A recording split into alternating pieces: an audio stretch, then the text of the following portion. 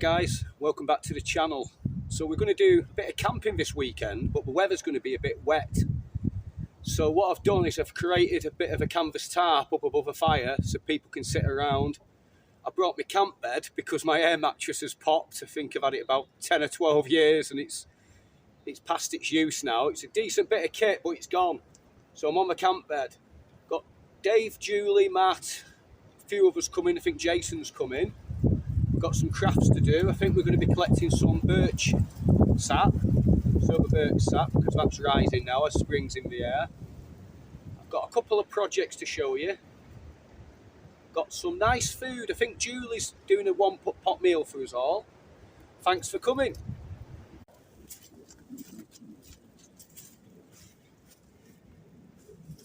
Yeah, so before everyone gets here, I'll talk you through the camp. This is an old canvas tarp I had in my garden. It got ripped and I've cut it down. But canvas is great above the fires. As long as it's high enough up, you know, you're not going to damage it. If you get a spark on it, it's not going to damage it, especially if it's raining because it's wet. It would just douse out the sparks. This is a tripod I normally use because I leave it here basically. It's handy to hammer pots off and things.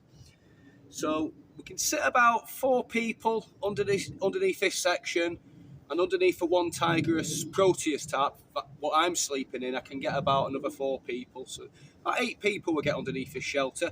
If we need more room, we'll put a tarp up that side and a tarp up that side. Now it's a bit early in the day to light the fire, so I'm going to prep some wood, but I've also brought my gas stove just to save time. So I'm going to get a coffee on, I think.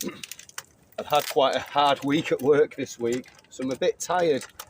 Just needed a break, really. And this camp, I think it's more all about luxury and basically car camping. We're going to be doing bushcraft, but I brought with me some luxuries, like the coffee pot, you know, and a big water container and stuff like that. I'm going to get this coffee on, basically relax for a bit.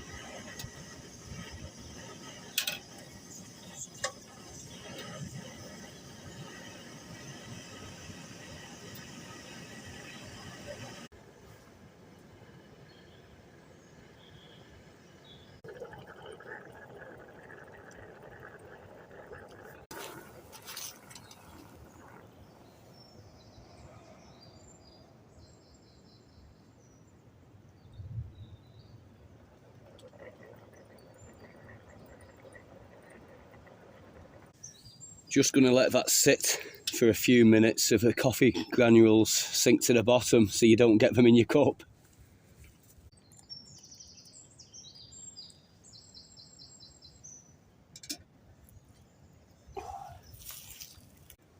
So I want to talk to you quickly about my mate's shop. He's called Ash. He's a Viking reenactment guy, but he does a lot of artwork, interesting artwork, based on the old mythology of the Viking times and stuff. And he's got a range of clothing with his artwork on and prints and all sorts of stuff like that. I bought myself a vest, like a sleeveless t-shirt, and it has a fox on it entwined with like Viking designs. But he does all sorts. He's got badgers, pine martens, stags. But if you check out his website, just have a look at it and see if you like it. I know that some of you out there, some of my friends out there will be after that type of stuff, but that's why I thought I'll share it with you. He's not asked me to do it. I'm just doing it as a kind of favour to him, and also thinking that you might appreciate some of his artwork. Check him out.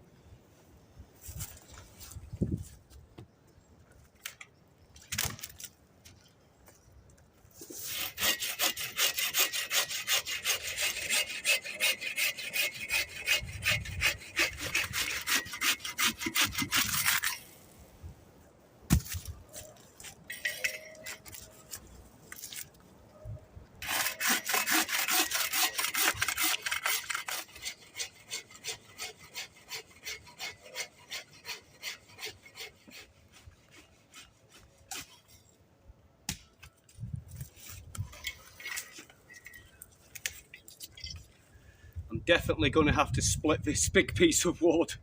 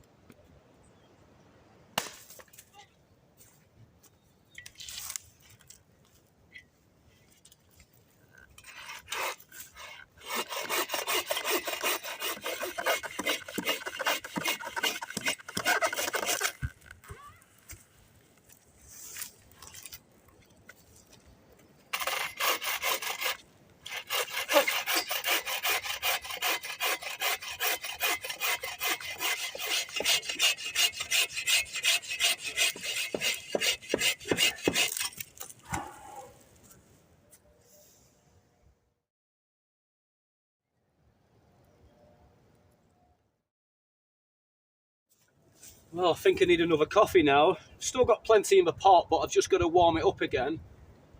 Get this coffee down me, and then I'm going to get this fire lit, I think, and cook something to eat.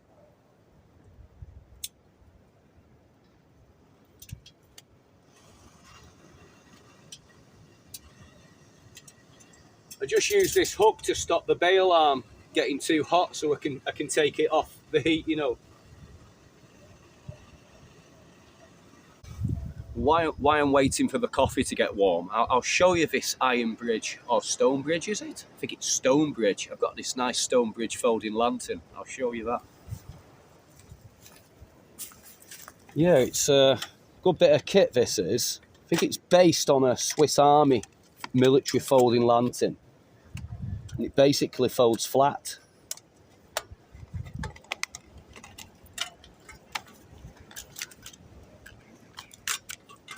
Basically like that. It just locks together. Really good bit of kit. They're not cheap, but I got this for my 40th birthday, which is a few years back now. But I got it off some good friends of mine, some bushcraft friends. I'll show you something else actually as well.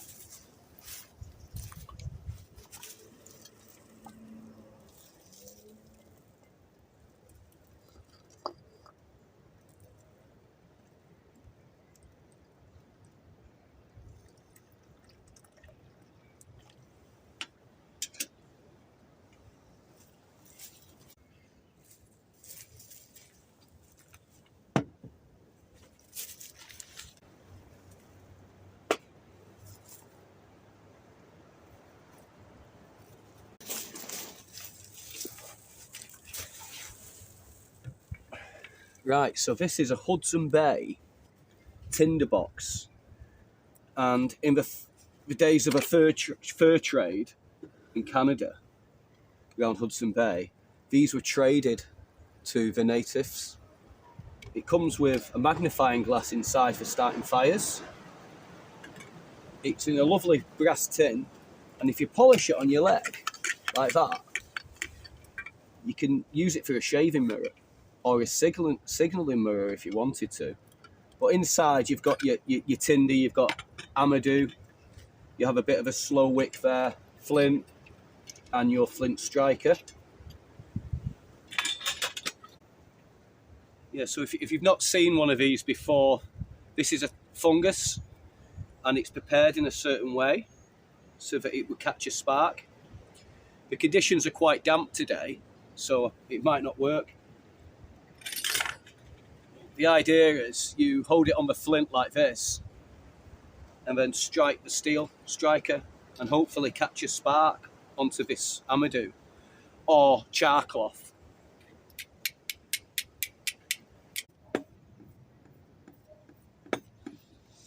Let's see if this makes a difference.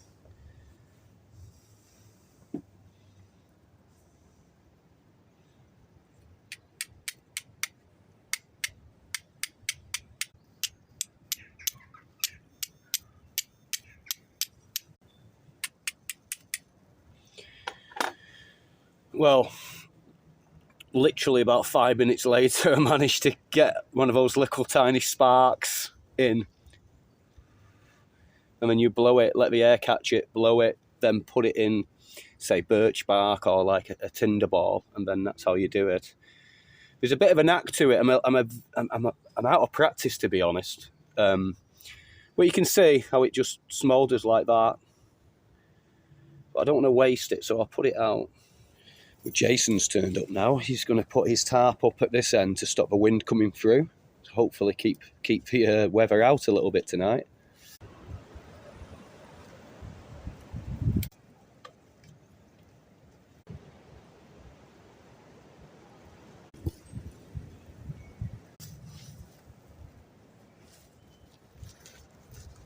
I'm loving this piece of kit. Is it a new one? Newish. Yeah. Was it X-Ped, is it? X-Ped? It's the X-Ped. Yeah. It's a synth map. 5. Right. It's regular, but it's enough for me. You know, I'm a big guy. Is it wide? Not exceptionally, no, but it fits inside my Vivi bag quite nicely.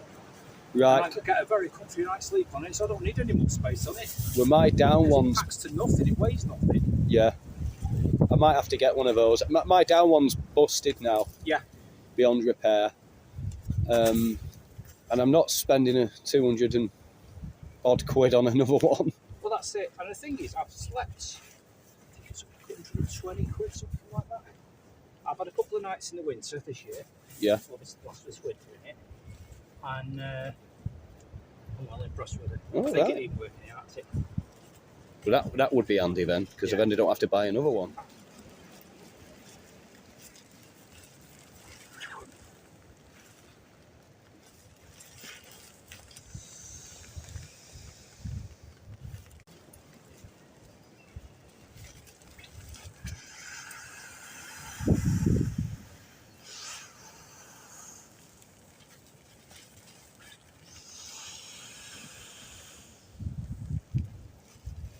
So that's a third bag. For there. It's quick, isn't it? Yeah. And does it come with this snozzle bag thing? Comes with a snozzle. So what are you thinking, 4? 3. 3? Done. It's easier than pumping with your hands like the other ones. How easy is that? That's excellent, mate. You like an Ewok, Chester? Yeah, well, it's a good bit of kit without the hoops in, your bivvy bag. What are you doing? All right, mate. Sure. You brought a fire bucket? It was in one of the woods at work, Right. so I thought we could leave it here. Ah, and stash it. Secret it away. Should you only want a little fire for the... It's a very good idea. Well, these are all the rage now, they do water bottles. Yeah. Should we go for our normal corner there? Fire. Yeah. Loading up like a reindeer herd. So yours is a bit different than mine, but it's the same. I bet it's the same factory that makes, but just put a different label on that water carrier. Yeah. Have you brought yours with? Yeah, it's there. We could have a comparison of them. Yeah.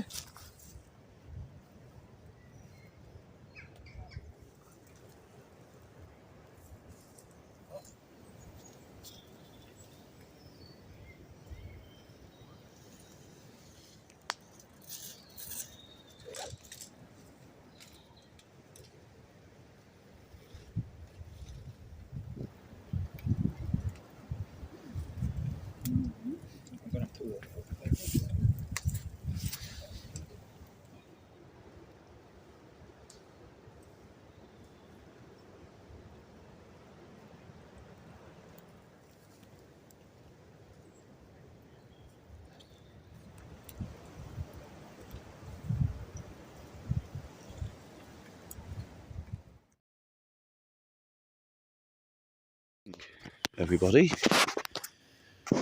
Whew, I had a bit of a late night last night. I think I was talking to 3 o'clock in the morning with Jason. I think we got carried away.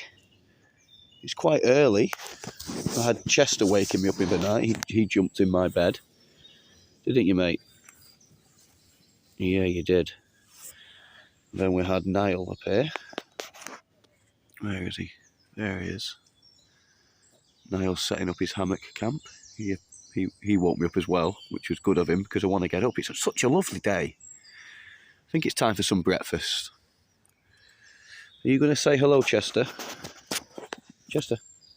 Hello. Definitely could be in Return of a Jedi as one of the Ewoks. You're a good boy, aren't you? Right, cup of tea, I think.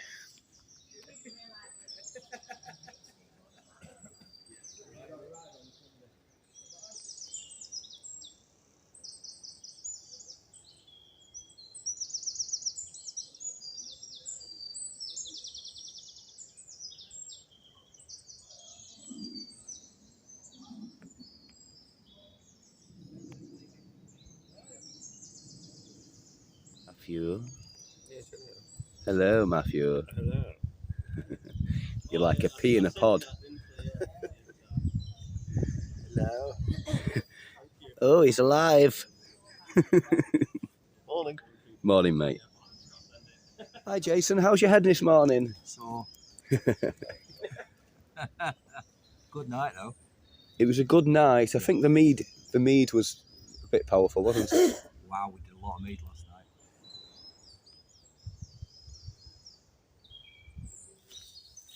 Just want to share this little idea with you how to make a lantern out of a beer can.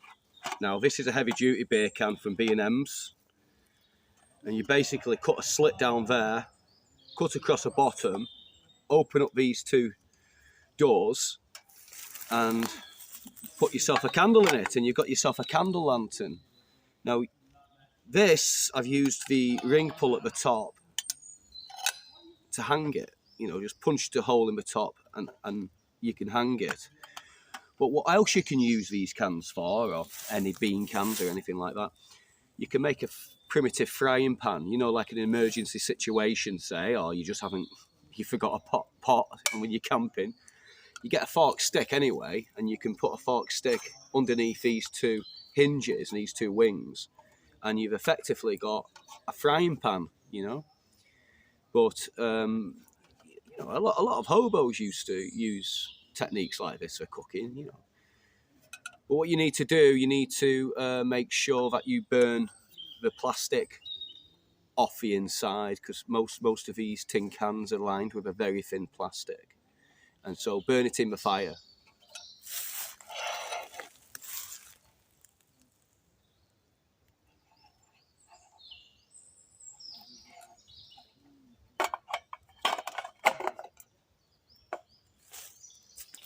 They have Vikings on them.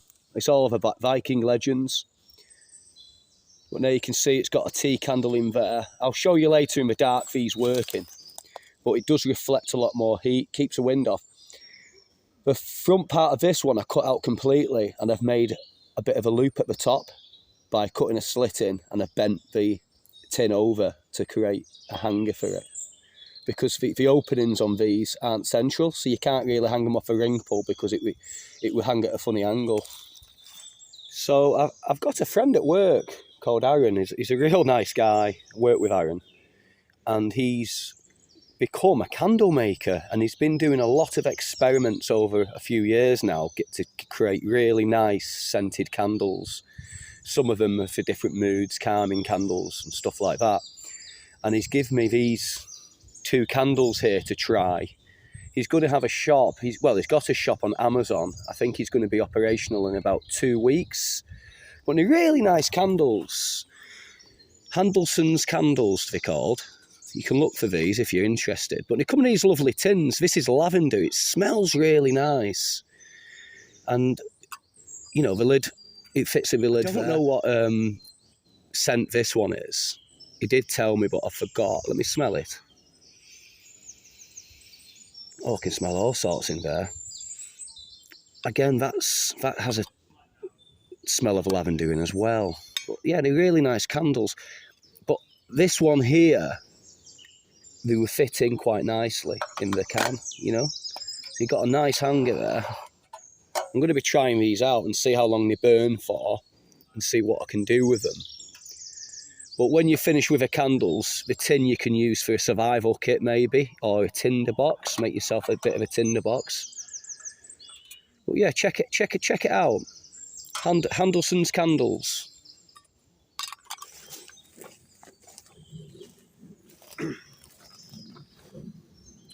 Yeah, so these doors here, you can actually move them in and out. So if you've got wind coming from one direction, you know, it protects the flame more. You know, you can focus the light with a reflection on it, like that.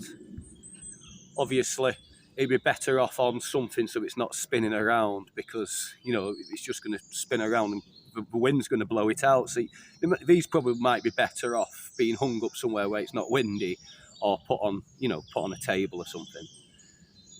Yeah.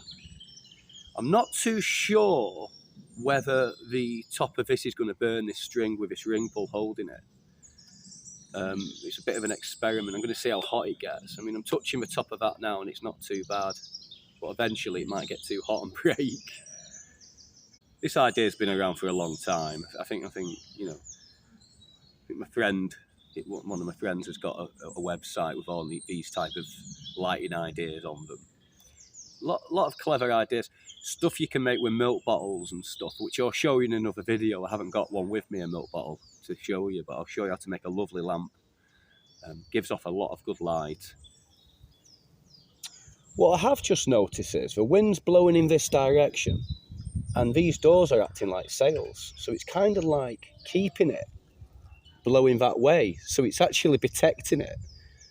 So if you put the wind, you know, if you hang it so the wind's behind it, it won't blow out, because this is just correcting itself. You know, I'll put it this way, and the wind's going to blow it round, as you can see.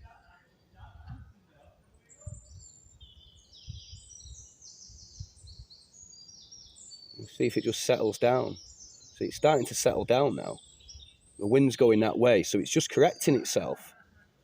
So that's another good feature about these lanterns. There's a real good flame on this candle. You can see now. Bring it in. There you go. You can see now, if I hold it properly, it's burning quite well. I'll get the camera in so you can see better. It smells really nice. It's not overpowering. You know, Hannah, my wife, she has Yankee candles all around the house, and she has too many candles going sometimes, and it just stinks and makes me feel a bit sick. But this doesn't smell too overpowering. It's just nice, subtle, nice fragrance, not too overpowering. One of the things Aaron's asked me to try out as well, because these have got quite a wide wick and it's giving off quite a lot of flame, he wants to know if you could make some type of heater using that, you know, one of these plant pot heaters above it, or maybe could you use it for cooking? I'm unsure about that. I think the flame might be a little bit too small for cooking, but you could definitely make a heater with it. You know, I'll just get this down and show you something. So Dave used to have a camper van, and in winter time he used to just put candles in it, and it just warmed up the temperature in there. You believe it or not, candles can warm up the temperature quite a lot, really. Even a UCO candle lantern in a tent can warm a small space up.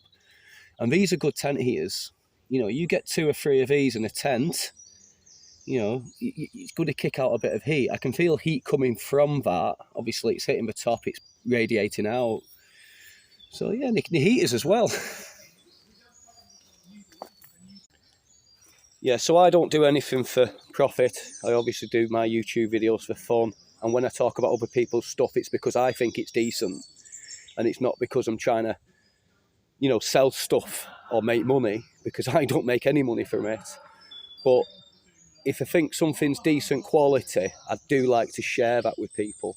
You know, a lot of these things are new, you might not have seen them. And I think it adds a little bit of interest to the videos. We don't want to just do reviews, we want to do bushcraft and camping. But it is nice just to throw that in now and again for, you know, a bit of interest, something to think about. What I will say about candles, any type of candle, is read the instructions. Some candles might have a 4-hour burn time. Well, not a 4-hour burn time, they might have a 4-hour safety burn time. You know, once that wax starts getting to a certain temperature, it's been burning for a long time, sometimes these things can explode. I'm not saying these candles will, but they do come with instructions, and I think the recommended time to burn these ones is 4 hours. You know, but burn it for 4 hours, blow it out, leave it 10 minutes and light it again. But so we're in March now, we're in spring, and the sap is rising. The birch trees now are drawing moisture out of the ground, creating the sap from the roots. It's going up the tree with capillary action, and it's feeding all the young buds at the top of the tree. So all that sap's rising. We're going to be tapping some sap later, but I want to tell you a little bit about that, because when you tap a tree, when you're putting in your tap, you've got to make sure that that tap's sterile. You've got to make sure the tool you drill or whatever you're using is sterile, because you can be putting disease into the tree, you know, infection. It's just important to remember that. And when you plug in the tree afterwards, we'll go through it properly later, but when you plug in the tree afterwards, try and use maybe a piece of wood from the same tree, like a bit of a branch, shave the bark off it and don't touch it, and use that. Don't just pick a dirty piece of wood up off the floor and knock it into the tree, because you can potentially give it infection. Now, I have been watching a lot of YouTube videos lately on tapping birch sap. And, you know, I've been doing it for years, but there's people out there who know what they're doing much more than I do. And I've learned a few things. You know, the best place to try it is on the outskirts of a forest, maybe, out you know, the perimeter of a woodland, where the tree can get more light. And the trees with more light tend to have more sap. You know, thicker trees tend to have more sap. The trees that have got like a lot of branches at the top but not a lot down the trunk, they're working harder to pull that moisture up the tree. So they're more likely to give out more sap as well. Just things to consider if you're doing it. Now, birch sap has got a lot of healing properties in it, a lot of vitamins, a lot of minerals. You know, some people say it's cancer fighting, you know, and it's important. Spring's coming, we're coming out of winter, we've all been tired, probably depressed a little bit with stuff going on in the world and media and all that rubbish. And you just want a kick, you just want to start the year, you know, start the spring off with, you know, as the trees are filling with new life. That's what we need to do. We need to drink and fill ourselves with new life and new energy, and always be positive, you know.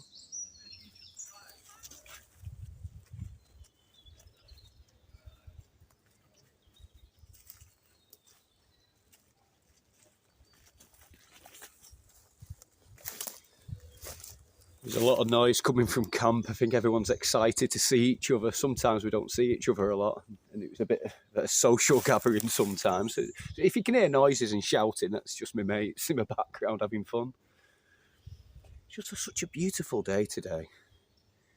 I think we'll go for a little walk through the forest. I'll show you the woodland a bit.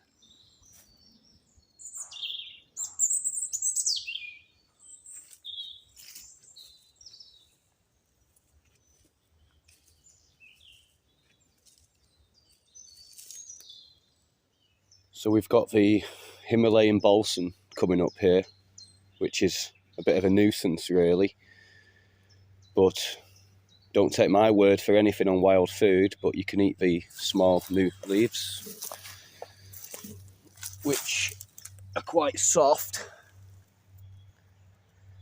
but a lot of dog walkers come through here, so I wouldn't be doing that, because the dogs would be peeing on them.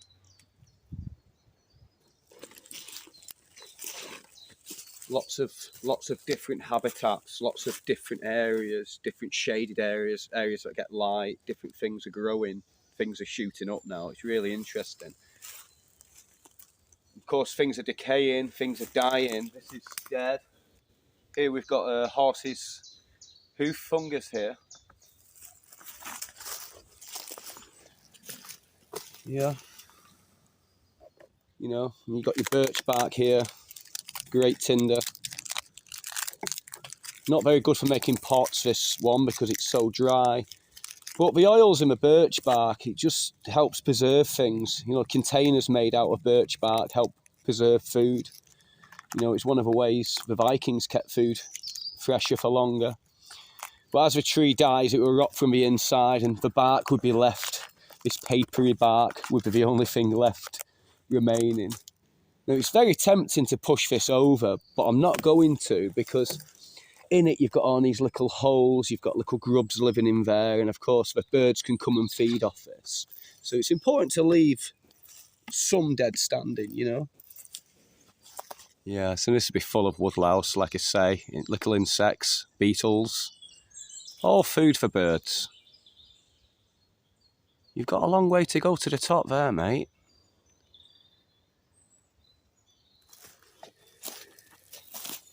Yeah, this birch polypore eventually will kill the tree, you know. But this is a very useful fungus. You can use it for sharpening knives, you can make plasters from it, you can make a tea with it. Again, don't listen to my advice on wild food, but Google it or get a book. But you can make a tea out of it. A lot of medicinal purposes. Really nice. I've even seen people cut holes in the top of these and put a bit of soil in and have other plants growing out of them. You know, feels like leather. You know. Here's another type of fungus growing on this willow. This willow's been broken in a storm. It's got this other fungus. It's quite old feeling. It doesn't feel fresh. But it's obviously been growing when the tree's fallen, because it's this way around to shed the water.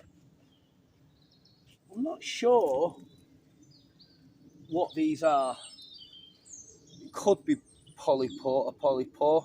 I'm not 100%.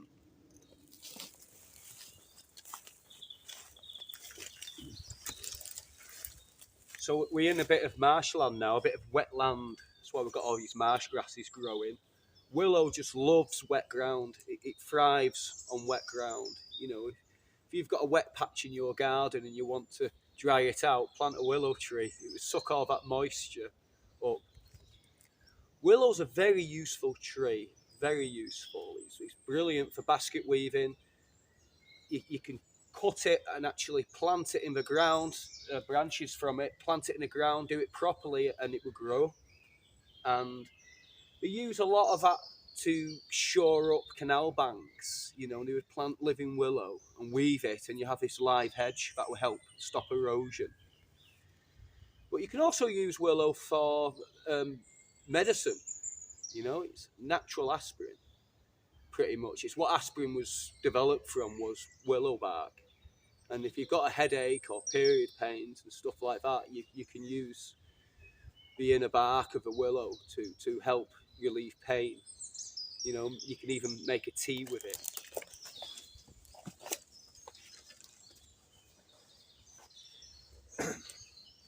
You can see here that willow just loves wet ground. It's basically living in a pond, basically. But the thing is with willow, even when it falls over, it will continue to grow. It will continue to put out new branches. And these make good walking sticks. But you can coppice it as well. If you know what you're doing, it's a bit like hazel. You can coppice it and you will get more new growth out of it. In fact, the more you cut it, the more it will grow. They used to harvest willow years ago. Right through there, you've got loads of sticks through there growing. Probably need a pack raft to get down there though.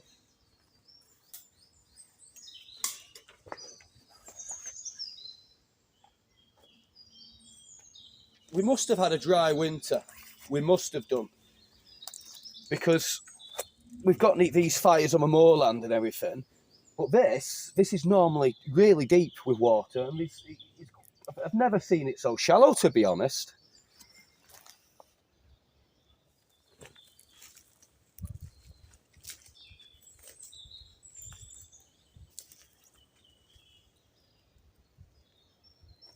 This, to me, I might be wrong, looks where a branch is ripped off and it's got infected and it's slowly killing the tree, almost bleeding to death. You know, all the resin's coming out. It's still alive. It's still managing to survive. Got quite a lot of buds up at the top of the tree.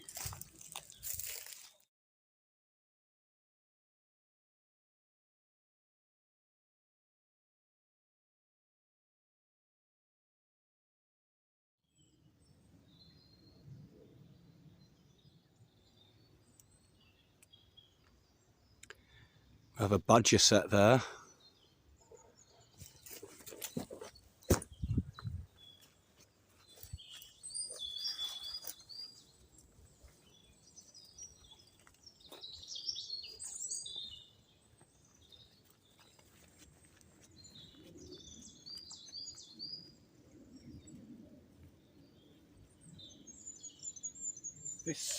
This moss is everywhere on the floor now. It's sphagnum moss, and it was used for forever basically as a wound dressing. You know, and in World War One they used it for casualties for a wound dressing.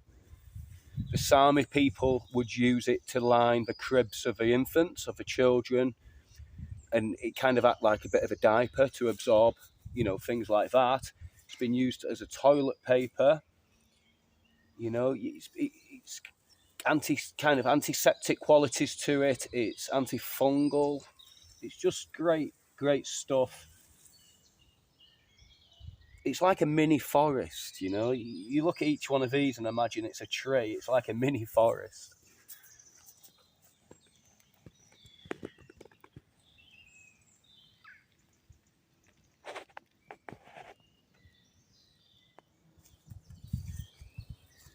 So I've put peg in now, and the sap is dropping. We'll leave it for a few hours. I should have a billy can full of birch sap. We've got another couple of the trees going at the same time. Like I said before earlier on, we'll make sure that we plug this hole off, otherwise the tree would bleed to death afterwards. We used a clean stick that we shave the bark off so that it was, you know, clean, and the tool we used to make the hole was sterilised. Yeah, it should be a good harvest. I should have done it earlier on today, this morning maybe. Yeah, I think we'll be okay. I think overnight as well, come tomorrow morning for breakfast, we can have a lot for that.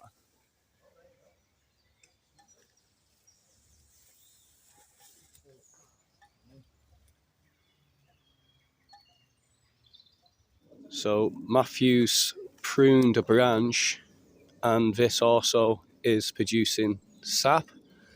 It's at a slower rate, but it is giving him some sap. What's in the billy can? I just get the camera around. I just have to shut my tripod up a little bit. Anything in there, Matt? I'm not as tall as you. It's getting there. We've got a little bit at the bottom. Yeah, so that's another way of doing it. Just trimming a branch, basically.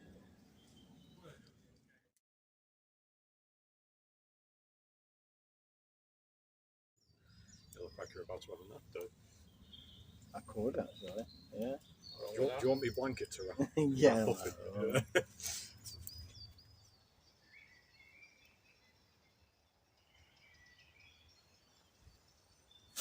Just going to give my knife a sharpen. It's got quite blunt, cutting open tin cans and things like that. So Jason's brought along his water stones, so he's kindly lent me those. So I'm just going to give this a good sharpening, and we'll see how sharp it is at the end.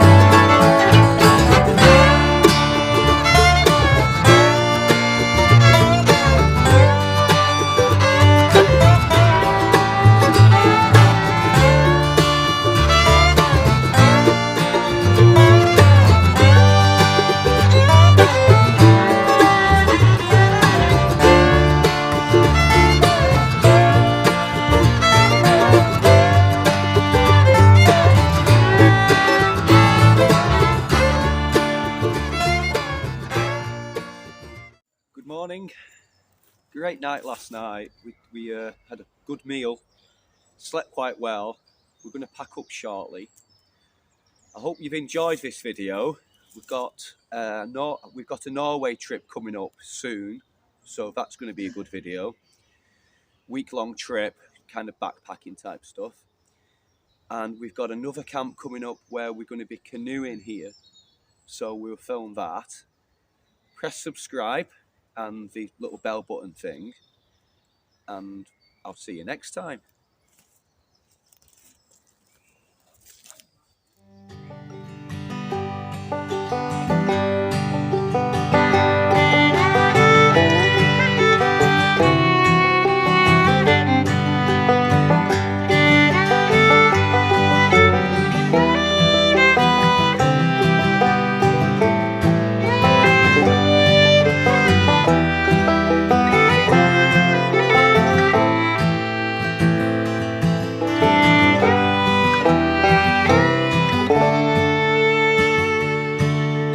Bye.